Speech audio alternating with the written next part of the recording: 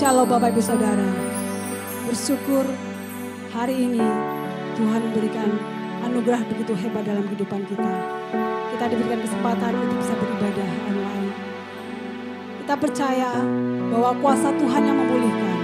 Kita percaya bahwa kuasa Tuhan yang memberikan kita kelepasan. Kita percaya bahwa Tuhan Yesus pasti memberikan kemenangan dalam kehidupan kita. Mari tundukkan kepala dan kita mau berdoa. Sungguh kami bersyukur Bapak bahwa kami masih Engkau beri kesempatan untuk beribadah Bapak di rumah kami masing-masing. Kami percaya bahwa Roh Kudus-Mu terus bekerja atas hidup kami Bapak. Kalau saat ini kami mau menyiapkan hati kami mau memberikan waktu yang terbaik untuk-Mu Tuhan. Biarlah waktu-waktu ini Bapak Engkau berbicara kepada kami melalui pujian kami, melalui sembah syukur kami dan melalui firman yang Engkau berikan kepada kami. Biarlah segala sesuatunya hanya untuk kemuliaan nama Tuhan. Dan saat ini Bapak kami mau memuji Engkau, kami mau menyembah Engkau dengan segenap hati kami. Dalam nama Yesus kami sudah berdoa, haleluya, amin. Amin. Puji nama Tuhan. Kasih setia-Mu ya Tuhan. Dalam hidup kami nyata, jalan-jalan-Mu tidak terselami. Tiada yang mustahil bagi Engkau ya Tuhan. Kasih setia-Mu Tuhan, lebih dari hidupku. Jalan-jalan-Mu ya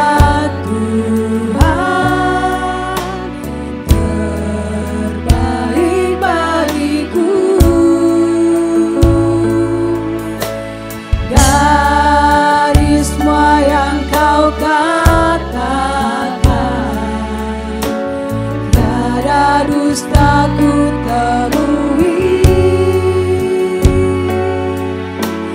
dari semua yang Kau janjikan,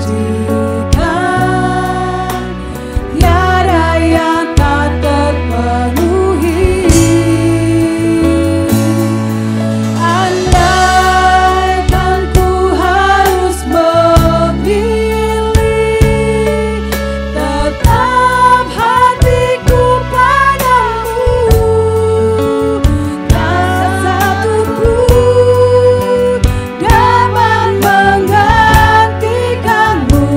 Hanya Kau yang berarti bagiku, lebih dari semua yang ada.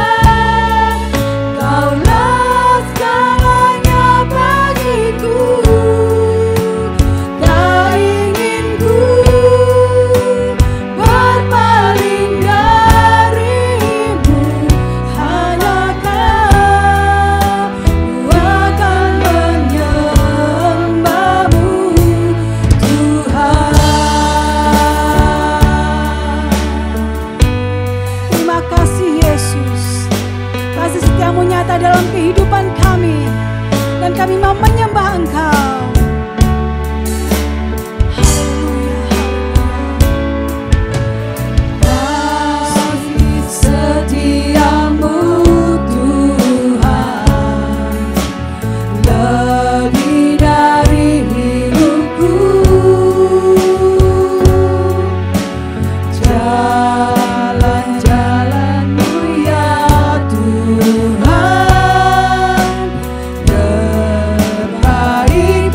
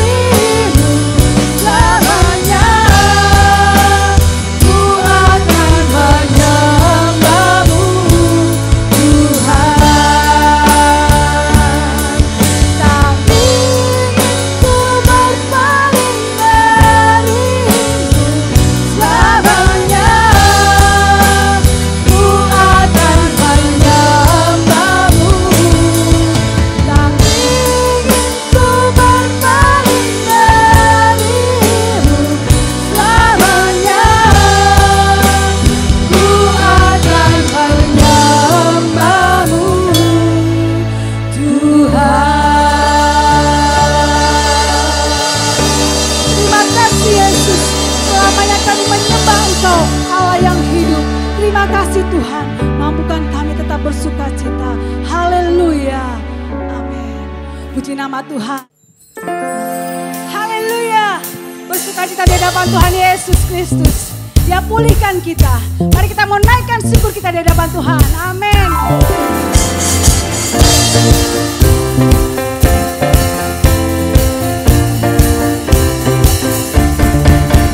Kasih yang begitu besar, lebih kuat dari dosa.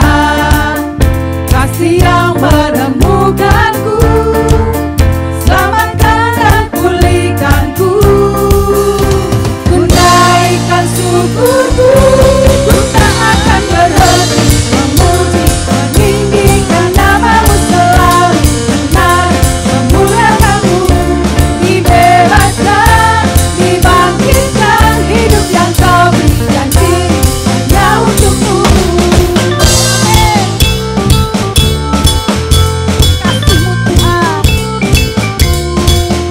Kasih yang begitu besar, lebih kuat dari dosa. Kasih yang menemukanku, selamatkan dan pulihkanku. Ku naikkan syukurku, ku tak akan berhenti memuji, meninggikan namamu selalu, benar memuliakanmu.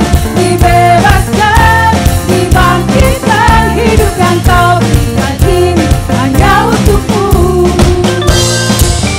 Haleluya. Kami bersyukur Tuhan, Kau ada dalam kehidupan kami. Kami mau tinggikan Engkau. Kami naikkan syukur kami di hadapan Engkau. Amin. Ku naikkan syukurku, ku naikkan syukurku. Ku tak akan berhenti memuji, meninggikan namamu selalu, menari memuliakanmu. Dibebaskan, dibangkitkan, hidup yang kau berikan ini hanya untukmu. Tak berhenti memuji, meninggikan namamu selalu, menari memuliakanmu. Dibebaskan, dibangkitkan, hidup yang kau berikan ini hanya untukmu. Takkan berhenti meninggikan namamu. Dibebaskan, dibangkitkan, hidup yang kau berikan ini hanya untukmu. Ini hanya untukmu. Haleluya. Haleluya. Kami merasakan Tuhan Yesus, Engkau begitu baik dalam kehidupan kita. Engkau hadir dalam setiap hati kami Tuhan. Saat kami melayangkan pandangan kami ke gunung-gunung, dan kami bertanya, di manakah Tuhan pertolongan kami? Dan jawaban itu hanya pada Tuhan Yesus. Dia yang membebaskan, Dia yang menguatkan, Dia yang memberikan kita kelepasan, Dia yang menyembuhkan, dan Dia berikan mukjizat dalam kehidupan kita. Firman-Mu Tuhan Yesus ada dalam hidup kami Tuhan. Kami bersyukur. Haleluya.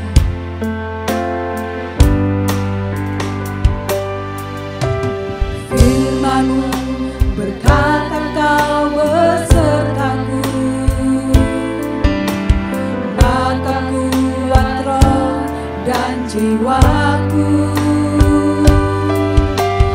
Tangan-Mu Tuhan selalu ku nantikan, di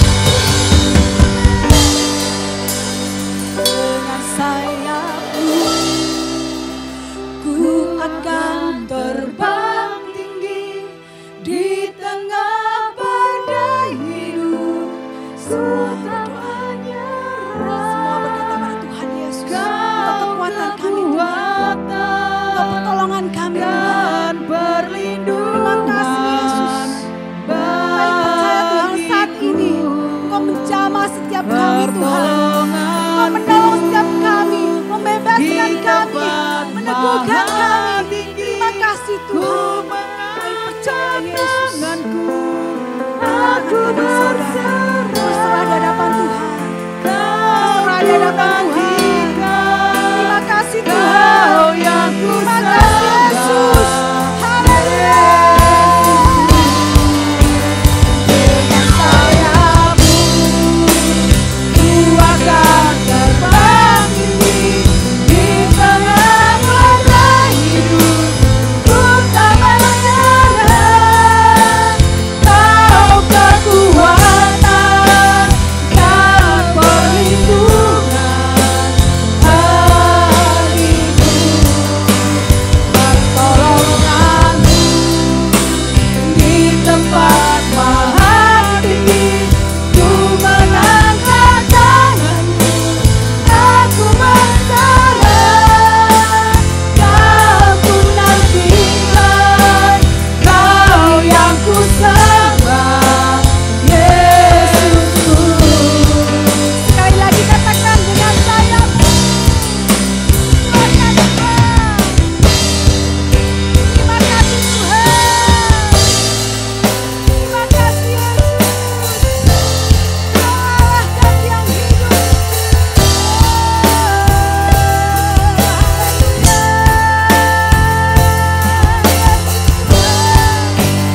Dengan sayapmu ku akan terbang di tengah badai hidup. Ku tak menyerah. Kau kekuatan dan perlindungan bagiku, pertolonganmu di tempat maha tinggi. Ku mengangkat tanganmu, aku berserah. Kau ku nantikan, Kau yang ku sembah. Kau ku nantikan, Kau yang ku sembah. Kau ku nantikan, Kau yang ku sembah, Yesusku, Rajaku. Terima kasih Tuhan Yesus. Terima kasih Tuhan. Kami percaya saat ini Tuhan Yesus, Kau ada dalam setiap hati kami, menguatkan kami. Terima kasih Tuhan. Terima kasih Yesus. Kami percaya Tuhan, lewat puji-pujian kami, membawa kekuatan di dalam kehidupan kami. Saat ini kami mau mendengarkan firman-Mu. Tuhan Yesus, kami percaya firman-Mu lah jawaban dalam hidup kami. Terima kasih Tuhan, berfirmanlah di dalam nama Tuhan Yesus Kristus. Haleluya. Amin. Selamat beribadah Bapak Ibu Saudara. Tuhan Yesus memberkati kita semuanya. Saat ini kita mau mendengar firman Allah dengan judul umatnya adalah biji matanya. Umatnya adalah biji mata Allah. Kita akan buka Alkitab kita dalam Sakaria pasal 2 ayat 6 sampai ayat yang ke-13. Demikian firman Tuhan. Ayo, ayo. Larilah dari tanah utara, demikianlah firman Tuhan. Sebab ke arah keempat mata angin, aku telah menyerahkan kamu, demikianlah firman Tuhan. Ayo, luputkanlah dirimu ke Sion, hai penduduk Babel. Sebab beginilah firman Tuhan semesta alam, yang dalam kemuliaannya telah mengutus aku mengenai bangsa-bangsa yang telah menjarah kamu. Sebab siapa yang menjamah kamu berarti menjamah biji matanya. Sesungguhnya aku akan menggerakkan tanganku terhadap mereka dan mereka akan menjadi jarahan bagi orang-orang yang tadinya takluk kepada mereka. Maka kamu akan mengetahui bahwa Tuhan semesta alam yang mengutus aku. Bersorak-sorailah dan bersukarialah hai putri Sion, sebab sesungguhnya aku datang dan diam di tengah-tengahmu. Demikianlah firman Tuhan. Dan banyak bangsa akan menggabungkan diri kepada Tuhan pada waktu itu dan akan menjadi umatku dan aku akan diam di tengah-tengahmu. Maka engkau akan mengetahui bahwa Tuhan semesta alam yang mengutus aku kepadamu, dan Tuhan akan mengambil Yehuda sebagai miliknya di tanahnya yang kudus, dan ia akan memilih Yerusalem pula. Berdiam dirilah, hai segala makhluk di hadapan Tuhan, sebab ia telah bangkit dari tempat kediamannya yang kudus. Bapak, Ibu, Saudara, dari Sakaria pasal 2 ayat 6 sampai ayat yang ke-13 kita bisa mendengar firman Allah dengan tema umatnya adalah menjadi biji matanya. Umatnya adalah menjadi biji mata Allah. Betapa sangat luar biasanya ketika hidup kita sebagai biji mata Allah. Kita akan alami pemeliharaan, kita akan alami kasih sayang Allah. Tetapi melalui Sakaria 2 ayat 6 sampai ayat 13, kita mau belajar melalui firman Allah, apa syarat untuk dapat menjadi biji mata Allah? Apa syaratnya untuk dapat menjadi biji mata Allah? Ada dua hal, keluar dari keinginan daging, keluar dari kebiasaan berdosa. Kita akan baca dalam Sakaria pasal 2 ayat yang ke-6. Ayo, larilah dari tanah utara. Demikianlah firman Tuhan, sebab ke arah keempat mata angin aku telah menyerahkan kamu. Demikianlah firman Tuhan. Ayat ini untuk orang-orang Yerusalem. Orang-orang Yerusalem kembali menjadi biji mata Allah ketika dia ikuti syarat ketentuan yang Tuhan mau. Alkitab katakan, ayo, larilah dari tanah utara. Keluar dari tanah utara. Demikianlah firman Tuhan, sebab ke arah keempat mata angin aku telah menyerahkan kamu. Demikianlah firman Tuhan. Sebenarnya apa yang ada di tanah utara supaya ayat ini dapat teraplikasi untuk hidup kita sekarang. Kita baca dalam Yeremia pasal yang ke-6 ayat yang pertama. Demikian firman Tuhan. Yeremia 6 ayat yang pertama. Larilah, mengungsilah, hai orang-orang Benyamin dari tengah-tengah Yerusalem. Tiuplah sangkakala di Tekoa dan naikkanlah asap sebagai tanda di atas Bet-Karem. Sebab malapetaka telah mengintai dari utara, yakni suatu kehancuran besar. Ayat 22 sampai ayat 23. Apa yang ada di tanah utara yang mengintai bangsa Yerusalem. Dan ketika itu Allah akan pulihkan orang-orang Yerusalem untuk menjadi biji mata Allah. Orang-orang Yerusalem harus keluar dari tanah utara. Di ayat ini dikatakan, beginilah firman Tuhan, sesungguhnya suatu bangsa akan datang dari tanah utara. Suatu suku bangsa yang besar akan bergerak maju dari ujung bumi. Mereka memakai panah dan tombak. Mereka bengis tidak kenal belas kasihan. Suara mereka gemuruh seperti laut. Mereka mengendarai kuda, berlengkap seperti orang maju berperang, menyerang engkau, hai putri Sion. Bapak, Ibu, Saudara, kita bisa lihat tanah utara adalah suku-suku bangsa yang besar, suku-suku bangsa yang bergerak maju, suku-suku bangsa yang memakai panah tombak, suku-suku bangsa yang bengis, suku-suku bangsa yang tidak memiliki belas kasihan. Dari ayat ini kita bisa memberikan penerapan untuk kita bersama. Kita akan menjadi biji mata Allah, akan disayang, dipelihara, diperhatikan dari Allah kalau kita keluar dari tanah utara. Kalau kita keluar dari keinginan-keinginan daging. Keinginan-keinginan daging ini membuat hidup kita tidak berkenan kepada Allah. Di dalam 1 Petrus pasal yang kedua ayat yang ke-11. Demikian firman Tuhan. 1 Petrus pasal 2 ayat yang ke-11. Saudara-saudaraku yang kekasih, aku menasihati kamu supaya sebagai pendatang dan perantau, kamu menjauhkan diri dari keinginan-keinginan daging yang berjuang melawan jiwa. Kita Petrus menjelaskan, saudara-saudaraku yang kekasih, aku menasehati kamu supaya sebagai pendatang dan perantau, kamu menjauhkan diri dari keinginan-keinginan daging.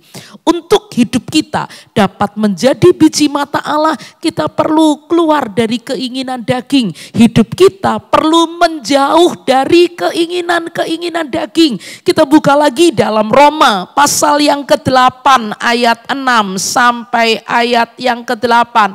Roma 8 ayat 6 sampai ayat 8. Karena keinginan daging adalah maut, tetapi keinginan roh adalah hidup dan damai sejahtera. Sebab keinginan daging adalah perseteruan terhadap Allah, karena ia tidak takluk kepada hukum Allah. Hal ini memang tidak mungkin baginya. Mereka yang hidup dalam daging tidak mungkin berkenan kepada Allah. Kita perlu keluar dari keinginan daging, kita perlu menjauh dari keinginan daging, kita perlu mematahkan kehidupan-kehidupan yang bersifat daging. Karena ayat yang ke-8, mereka yang hidup dalam daging tidak mungkin berkenan kepada Allah. Dari Sakaria pasal 2 ayat 6 bisa kita lihat syarat untuk dapat menjadi biji mata Allah adalah keluar dari keinginan daging. Yang kedua, keluar dari kebiasaan berdosa. Kita akan buka dalam Sakaria pasal yang kedua ayat yang ke-7. Demikian firman Tuhan. Ayo, luputkanlah dirimu ke Sion, hai penduduk Babel. Ayo, luputkanlah dirimu ke Sion. Ayo, hai orang-orang Yerusalem, kamu lari ke Sion. Luputkanlah dirimu ke Sion, hai orang-orang Yerusalem yang masih ada di Babel. Ayat ini menunjuk kepada kita, untuk kita dapat menjadi biji mata Allah, harus keluar dari kebiasaan berdosa. Keinginan-keinginan daging yang selalu melekat dalam hidup kita membuat hidup kita tidak berkenan kepada Allah. Kebiasaan-kebiasaan yang terus berdosa, karakter-karakter yang membuat hidup kita berdosa, karakter-karakter yang tidak berkenan kepada Allah membuat kehidupan kita tidak alami kebaikan, kemuliaan, kemurahan Allah. Karena itu di Sakaria pasal 2 ayat yang ke-7, ayo luputkanlah dirimu ke Sion, hai penduduk Babel. Mari Bapak Ibu Saudara kita belajar bersama untuk hidup kita memiliki kehidupan yang mau keluar dari tanah utara, lari dari tanah utara.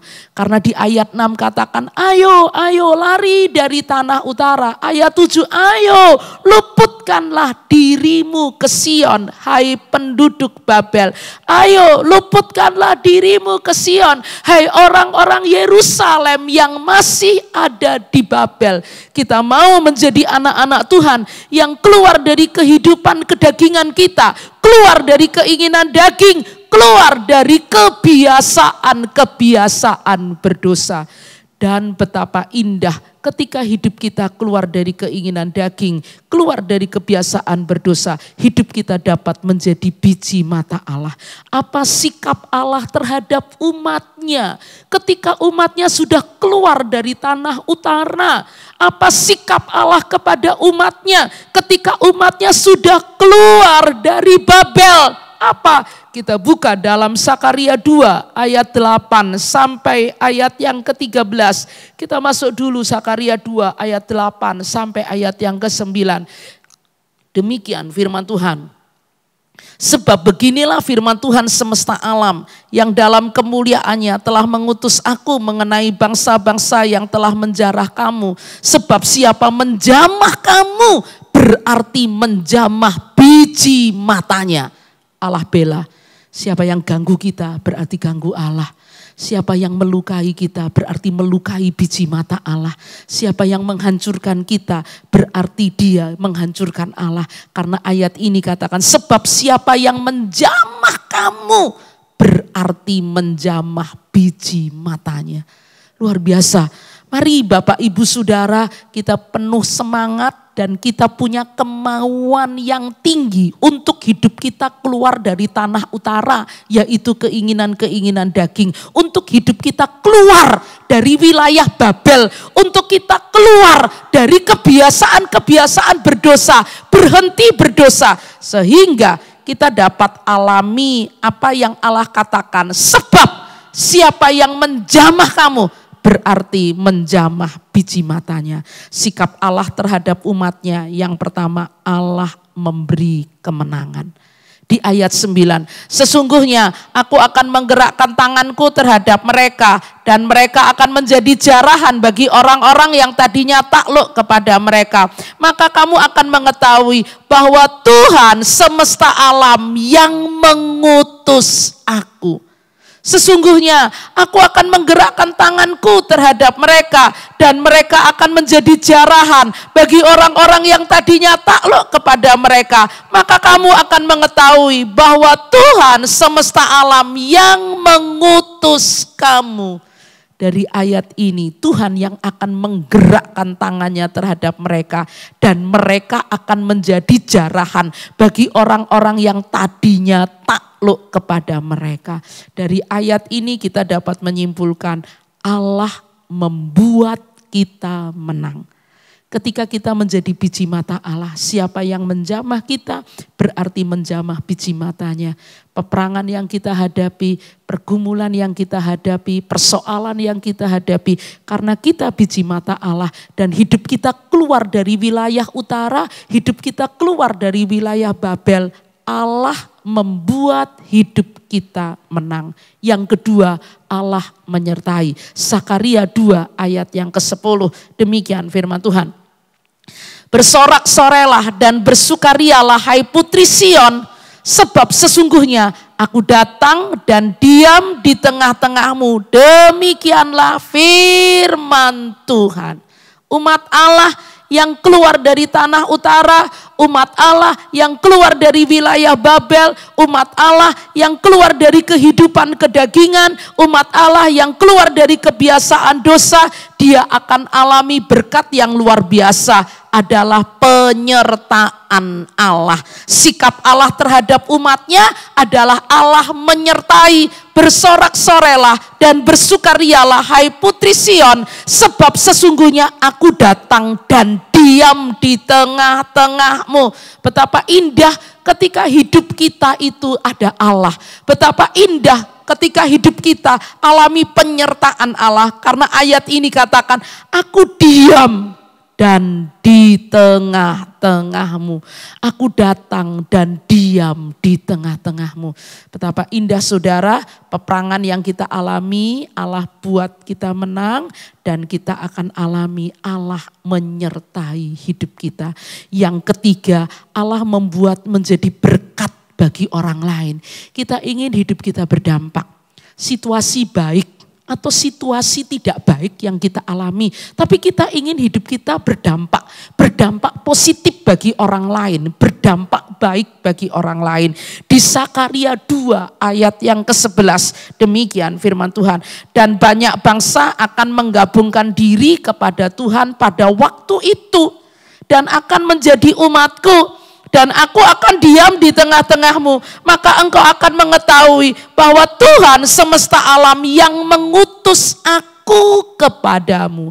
Dan banyak bangsa akan menggabungkan diri kepada Tuhan pada waktu itu, dan akan menjadi umatku, dan aku akan diam di tengah-tengahmu. Satu hal yang sangat luar biasa, karena ayat ini katakan banyak bangsa akan menggabungkan diri kepada Tuhan pada waktu itu, dan banyak bangsa akan menjadi umatku, dan Tuhan akan diam di tengah-tengahmu. Karena apa? Kehidupan umat Allah, kehidupan yang berkenan kepada Allah, kehidupan yang sudah lepas dari keinginan daging, kehidupan yang sudah keluar dari kebiasaan berdosa, sehingga umatnya alami kemenangan, umatnya alami penyertaan Allah, dan umatnya dapat menjadi berkat bagi orang lain. Allah membuat menjadi berkat bagi orang lain, mampu memberkati orang lain. Yang keempat, Allah mengambil dan dijadikan miliknya. Wow, saudara, betapa indah hidup kita milik Allah. Siapa yang menjadi milik Allah adalah orang-orang yang keluar dari tanah utara. Siapa yang menjadi milik Allah adalah orang-orang yang sudah keluar dari wilayah Babel. Kita akan lihat di ayat 12 sampai ayat 13. Demikian firman Tuhan. Dan Tuhan akan mengambil Yehuda sebagai miliknya di tanah yang kudus. Dan Tuhan akan mengambil Yehuda sebagai miliknya di tanah yang kudus. Dan ia akan memilih Yerusalem pula. Berdiam dirilah hai segala makhluk di hadapan Tuhan. Sebab ia telah bangkit dari tempat kediamannya yang kudus. Sangat-sangat luar biasa. Karena ayat ini orang-orang yang sudah tidak hidup lagi di dalam keinginan daging, orang-orang yang sudah tidak lagi hidup di dalam kebiasaan berdosa, dia berhenti berdosa. Ada satu pernyataan dari Allah, firman Tuhan katakan, dan Tuhan akan mengambil Yehuda sebagai miliknya. Kita dimiliki oleh Allah dan sebagai miliknya di tanah yang kudus, dan ia akan memilih Yerusalem pula. Berdiam dirilah hai segala makhluk di hadapan Tuhan, sebab ia telah bangkit dari tempat kediamannya yang kudus. Allah mengambil dan menjadikan kita milik Allah. Apapun yang kita alami saudara, ketika kita menjadi milik Allah, kita menjadi indah. Apapun yang kita alami ketika kita menjadi milik Allah, kita menjadi luar biasa. Kita menjadi sangat hebat, kita menjadi luar biasa. Mari saat ini kita mau belajar melalui firman Allah. Tuhan, jadikan aku biji matamu Tuhan. Kita bisa lihat syarat untuk dapat menjadi biji mata Allah. Keluar dari keinginan daging, keluar dari kebiasaan dosa. Akibat menjadi biji mata Allah, Allah membuat hidup kita berkemenangan, Allah menyertai kita, Allah membuat hidup kita menjadi berkat dan berdampak bagi orang lain. Allah mengambil dan menjadikan hidup kita miliknya. Kita baca ayat terakhir, umatnya adalah biji mata Allah. Mazmur pasal yang ke-17 ayat yang ke-8. Demikian firman Tuhan. Peliharalah aku seperti biji mata, sembunyikanlah aku dalam naungan sayapmu. Kita ingin di masa-masa yang sukar, di masa-masa krisis yang hebat dan sangat hebat ini, kita tetap ada di dalam pemeliharaan Allah seperti Allah memelihara biji matanya. Karena itu di ayat ini katakan, peliharalah aku seperti biji mata, sembunyikanlah aku dalam naungan sayapmu. Saudara, setiap orang akan memelihara biji matanya. Karena biji mata adalah organ tubuh yang penting. Kita adalah bagian yang terpenting dari Tuhan. Dan Tuhan akan pelihara kita seperti Dia memelihara biji matanya. Kita berdoa bersama-sama. Terima kasih Tuhan buat semua anugerah dan berkat-Mu. Terima kasih buat firman Allah saat ini. Kami percaya bahwa kami adalah biji mata Allah. Tolong kami untuk kami dapat memposisikan hidup kami sebagai biji mata Allah. Mampukan kami Roh Kudus untuk kami keluar dari keinginan-keinginan daging dan tidak hidup di dalam kedagingan. Mampukan kami Roh Kudus untuk kami keluar dari wilayah Babel, keluar dari kehidupan berdosa. Dan kami ingin terus berkenan kepada Engkau. Berkati kami semua yang sudah mendengar firman Allah.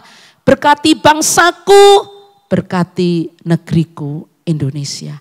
Terima kasih Tuhan. Akhir dari ibadah saat ini, berkat Allah Bapa, penyertaan Allah Anak, kekuatan, sukacita, penghiburan, semangat, damai, sejahtera dari Allah Roh Kudus turun ke atas kita mulai saat ini sampai Tuhan datang. Kami terima berkat ini di dalam nama Tuhan Yesus Kristus. Haleluya. Amin.